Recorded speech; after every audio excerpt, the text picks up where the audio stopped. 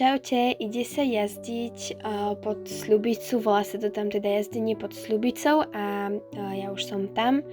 Takže šla som na takejto kobyle, nepamätám si už ako sa volá, pretože som tam bola jazdiť prvýkrát, takže som si to tam aspoň vyskúšala. Takže najprv sme si rozkrokovali, no povrch bol taký všelijaký, pretože bolo dosť blato. Potom som aj klusala, ľahký klus, zmeny smerov aj po diagonále, aj na veľkom kruhu.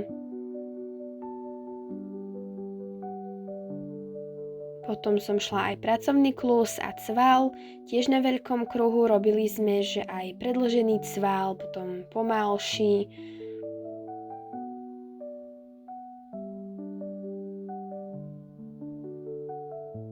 A robili sme to na obidve ruky a áno, viem, že som robila viaceré chyby, že som možno mala byť viacej zaklonená a viacej v tom cvale ísť na celom zadku, takže v tom sa musím ešte zlepšovať.